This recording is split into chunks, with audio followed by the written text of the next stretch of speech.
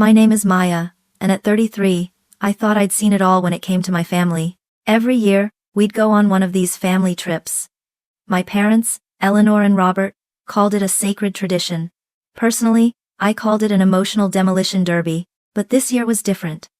My 4-year-old daughter, Lila, had been begging to go to this specific resort for ages. She had a scrapbook filled with pictures of the place, and had been counting down the days on her calendar. How could I say no to that kind of pure joy? I knew what I was getting into, a circus of passive-aggressive comments, silent glares, and cruel jokes disguised as teasing. But as a single mom, you learn to put your own comfort aside for the happiness of your kid. So, I packed our bags, put on my brave face, and walked right into the lion's den. The second we arrived, it was like the invisible clock started ticking. My family, my parents, my sister Chloe, her husband, and their 2 kids were all there, looking like a picture-perfect postcard. But I knew the truth.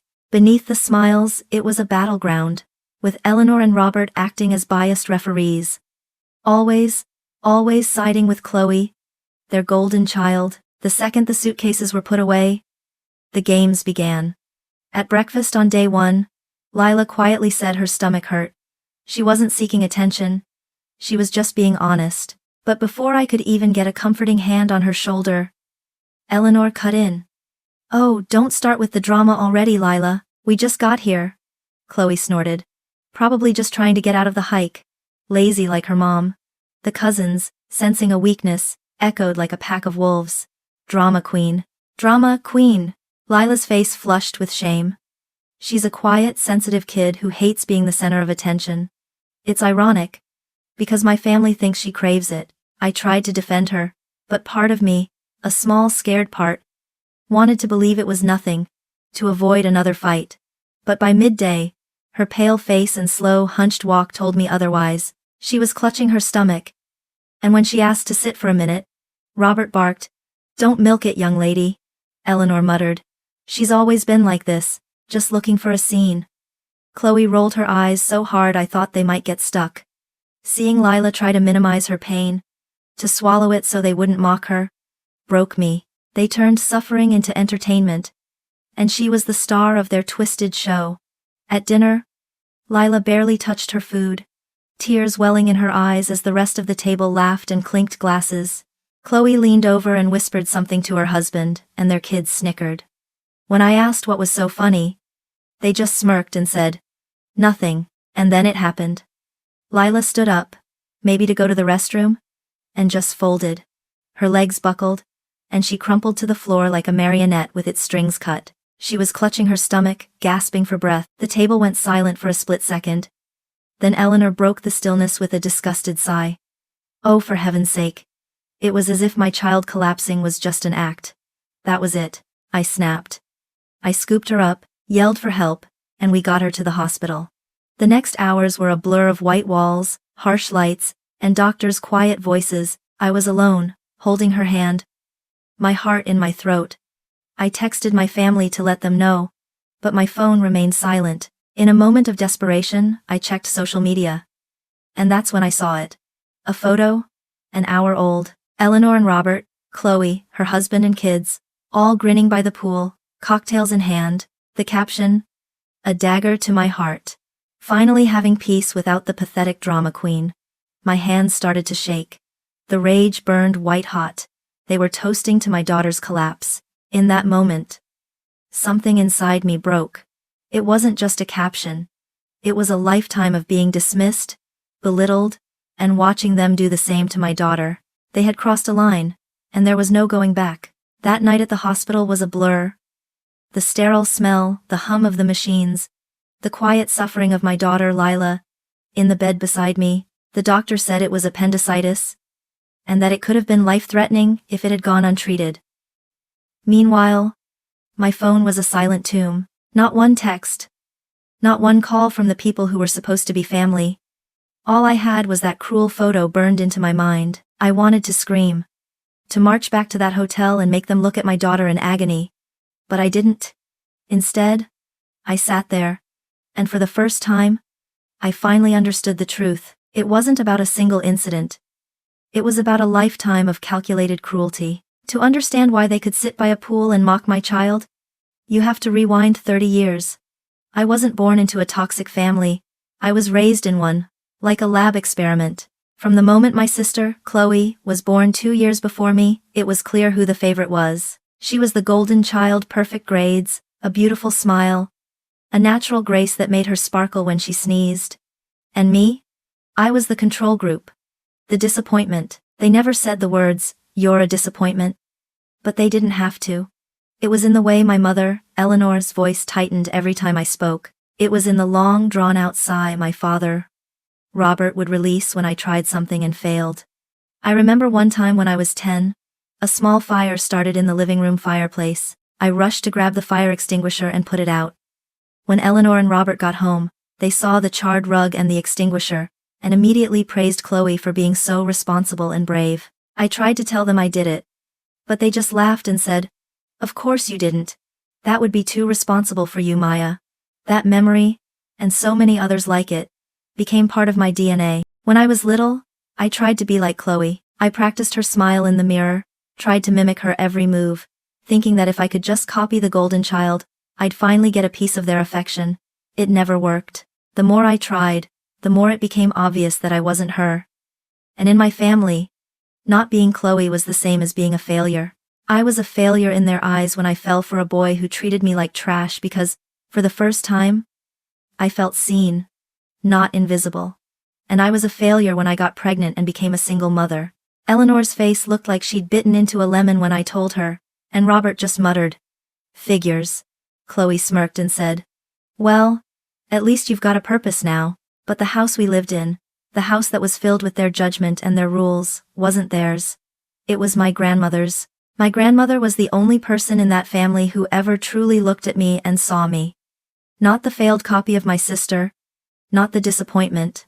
Just me. She saw me for who I was, and she loved my baby Lila, with a fierceness I'd never seen before.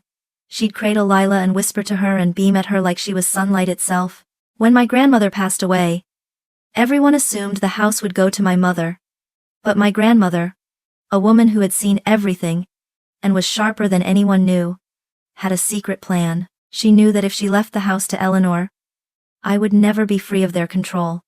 She left the house to my baby Lila and in trust with me as the guardian until she came of age. There was a specific clause, something my lawyer friend later explained to me, that the house could not be sold by either me or Lila before Lila's 25th birthday, or the entire property would be donated to a distant charity.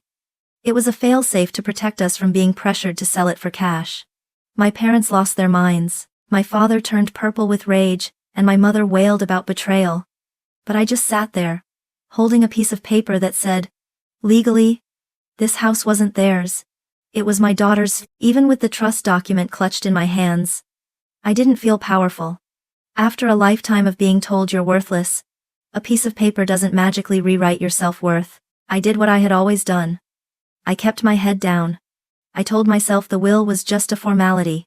The house was still theirs. Don't rock the boat. So, we stayed.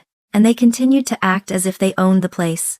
They filled the rooms with their rules, their voices, and their judgment. I was raising my daughter in the same house where I had been raised as a disappointment, hoping things would be different.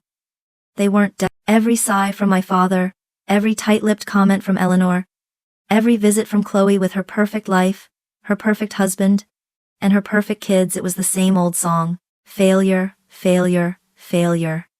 But now, I had someone watching me absorb it.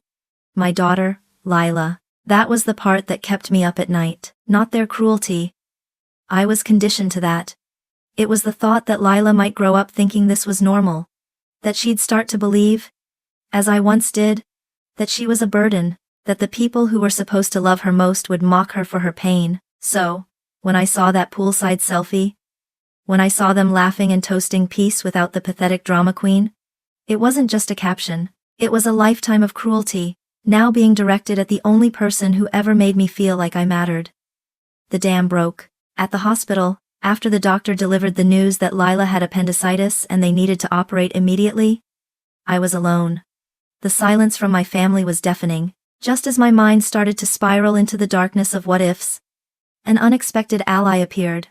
A kind nurse named Anya, who had seen my exhaustion and fear, came in with a fresh blanket. She saw the grim expression on my face as I looked at my phone and sat on the edge of the bed. A gentle look in her eyes. "I'm so sorry you're going through this alone," she said softly. I saw a few of their posts on the hospital's public feed. "You've got family here?"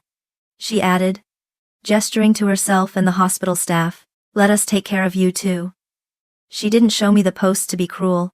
She showed them to me to let me know I wasn't crazy. She also told me to be careful, as a public social media post can be considered a form of harassment if it is used to publicly mock a person. Her words gave me a cold, hard focus.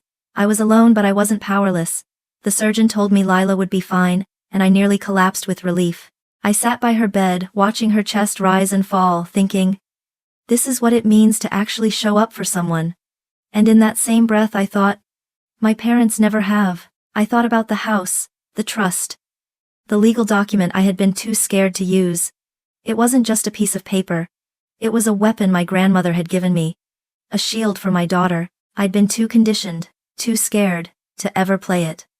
But not anymore. Not when their cruelty was aimed at Lila. While my daughter slept, recovering from her surgery, I called a lawyer. My voice was steady, too steady. The lawyer's name was David, and he had helped my grandmother set up the trust. He was very familiar with the specifics of the will, and his voice was reassuring. Maya, your grandmother knew what she was doing. This house is Lila's, and you are her guardian. Your parents have no legal right to be there. He took down the details, and by the time we were discharged from the hospital a few days later, the papers were ready. A formal notice. 30 days. I didn't hide it. I put it right on the kitchen table, dead center, where it would be the first thing they saw. I wanted them to know this wasn't an impulse decision. It was a planned act. It was a live wire. And then I waited. The rest of that family holiday was strange. Eleanor, Robert, and Chloe continued their vacation as if nothing had happened, posting daily updates of their perfect family time. Photos of them on the beach, at fancy dinners, with captions like, "Making memories," and "Family is everything." Every single post felt like a deliberate jab at me, a reminder of their chosen reality. I stayed silent, watching from a distance. The silence, for the first time, wasn't a weakness. It was my strength. It was the calm before the storm. And then, the front door opened. Suitcases dragged across the floor, their laughter echoing in the halls of a house that wasn't theirs. Eleanor walked in first, her face tanned and smug. Robert was right behind her. And Chloe, her husband, and their kids trailed along, looking tired but content. They froze when they saw me sitting at the kitchen table, a single letter resting in front of me. The whole room went still. Eleanor, ever the dramatic lead, picked it up first. Her eyes scanned the page, and her face went from confusion to a deep, angry red. Robert's jaw clenched. Chloe's face twisted like she'd just swallowed something bitter. And then, the screaming started. "This is our house!" Eleanor shrieked, waving the paper in the air. "She was confused when she wrote that will. You know she was old," Robert barked, his face a furious purple. "You can't be serious!" Chloe snapped, her voice climbing higher. "This is family. You don't just kick family out." The cousins, their faces wide-eyed and stunned, just stared at me, as if they'd stumbled into a play they hadn't auditioned for. My friend David, the law student who had helped me draft the notice, sat beside me, sipping his tea slowly, watching the chaos unfold. Eleanor slammed the paper down on the table again. "Ungrateful!" she spat. "After everything we've done for you, after raising you, you owe us this." I looked at her, my voice calm as ice. "No, I don't. It's my daughter's house. And you have 1 month. You'd have thought I'd set the place on fire." Robert turned purple. Chloe started ranting about tradition and respect. Eleanor started to wail about betrayal, tears that looked well-rehearsed rolling down her cheeks. The cousins whispered drama queen again, as if the word itself had the power to make the legal document disappear. I held steady. I didn't shout. I didn't budge. "You have 1 month," I repeated. They threw everything at me, pleading, threats, guilt trips. Chloe leaned across the table, her eyes burning with a mix of fury and disbelief. "Just take it back, Maya. Tear it up. You can't really mean this. If you care so much," I said. "Let them live with you." The silence that followed was instant and cold. It went on for hours, Accusations, slammed doors, red faces, and tears. At one point, Robert leaned in, his voice low and venomous. "You'll regret this. You're still the same failure you've always been." I smiled, tired but sharp. "Maybe, but I'm the failure who just gave you 30 days to find a new place to live." He had nothing to say after that. By the end of the night, their rage had burned itself out. Eleanor and Robert retreated to their room, muttering to each other. Chloe gathered her family and left in a storm of perfume and indignation. I went upstairs, tucked Lila into bed, and kissed her forehead. She stirred, murmured my name, and I felt the weight shift. For the first time in my life, the power was mine. The notice was on the table, the clock was ticking, and there was no going back. Living with my parents after handing them an eviction notice was like trying to sleep with a nest of vipers in your bed. The atmosphere was poisonous. Every morning, Eleanor and Robert would sit at the kitchen table, rattling mugs and slamming drawers as if noise could somehow defy the law. The air was thick with their silent accusations. Robert would read the newspaper with exaggerated sighs, and Eleanor would whisper, "Ungrateful," just loud enough for me to hear. Lila, still recovering from her surgery, had to walk past their silent stares every time she went to the bathroom. They looked at her like she had personally orchestrated their downfall, not as a 4-year-old girl who had nearly died while they were laughing by a pool. And then, the public performance began. I didn't see the posts first. A cousin sent me the screenshots.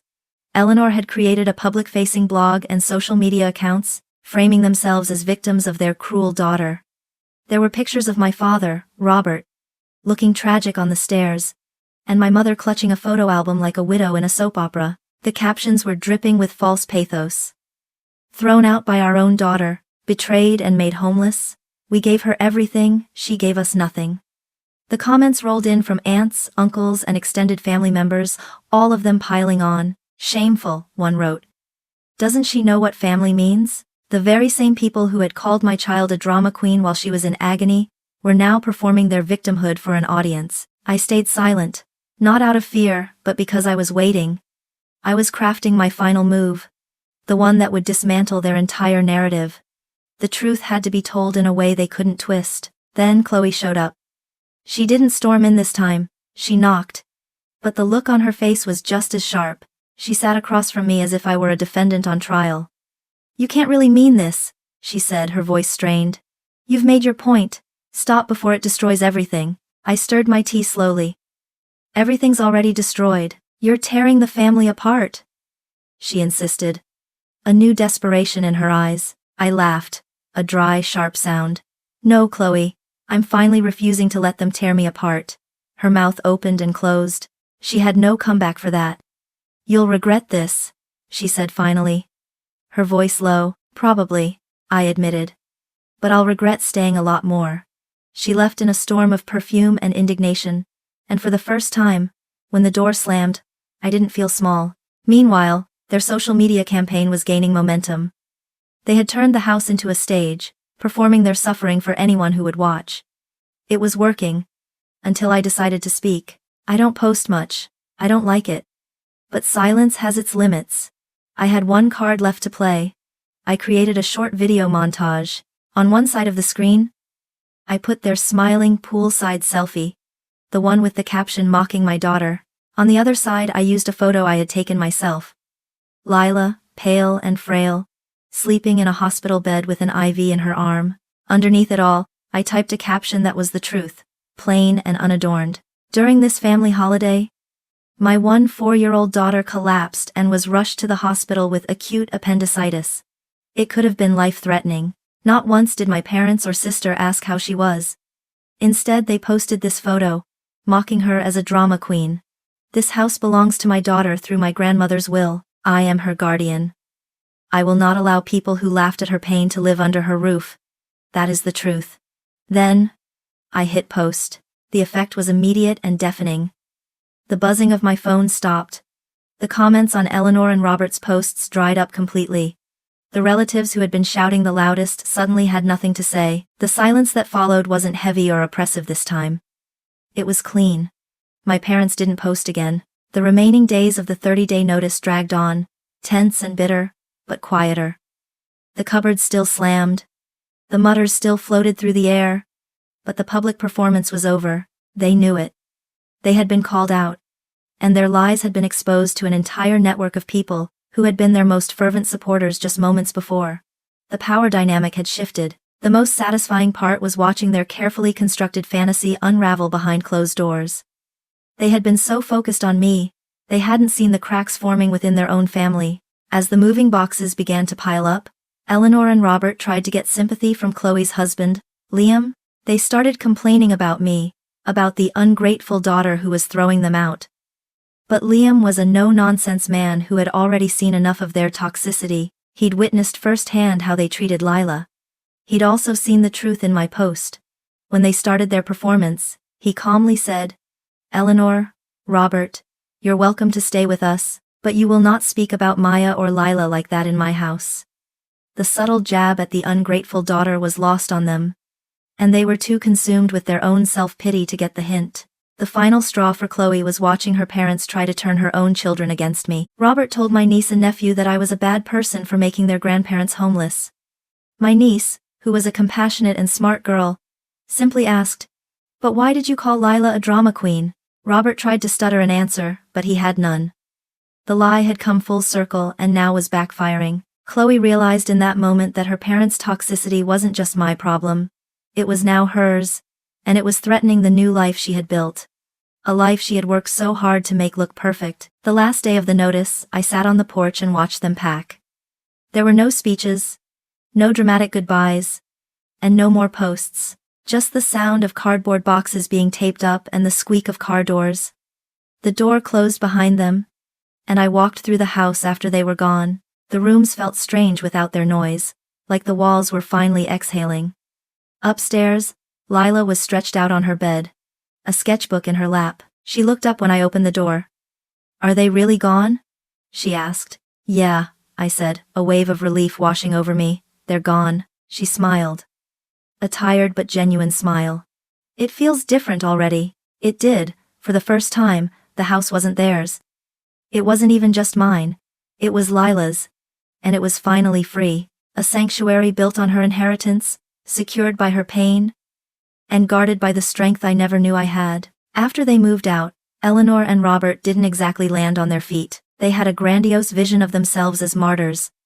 But the reality was far less dignified. With nowhere else to go, they hauled their boxes over to Chloe's place. A cramped suburban home that was a far cry from the spacious house they had just been evicted from.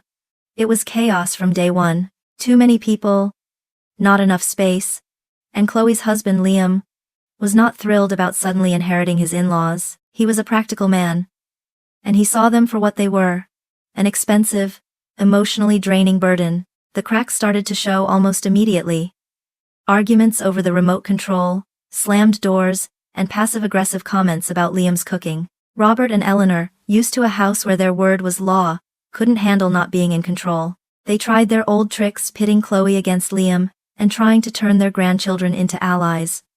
But it backfired spectacularly. One evening, after a particularly nasty fight over a misplaced set of car keys, Liam had enough. He told Chloe that it was either them or him. Chloe, who had spent her entire life trying to be the perfect daughter, was finally faced with a choice. Her golden child status had always depended on her parents' approval, but now that approval came at the cost of her own family. She chose Liam. A few weeks later, she called her parents and told them to leave. With that, whatever was left of their relationship went down the drain. Now, word is they're renting some tiny, cheap place on the far edge of town.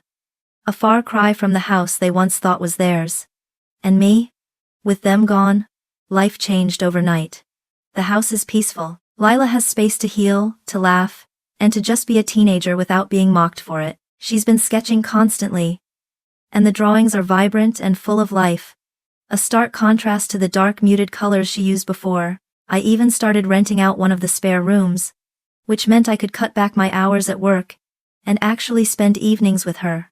The rental income also gave me the capital to start a small business. I used my organizational skills to start an event planning company, turning the grandmother's house from a symbol of my past trauma into a foundation for a new future. For the first time in years, we're not just surviving, we're living. I haven't spoken to Eleanor, Robert, or Chloe, and I don't plan to. I just hear the occasional update through distant relatives or see a rare social media post. The final one was of Chloe. A selfie with a tired but genuine smile. The caption simply said, "My house, my rules." It was a message to no one but me. A silent admission of what she had finally learned. So, here's my question for you. Do you think I went too far? Or not far enough? Let me know in the comments. And don't forget to subscribe.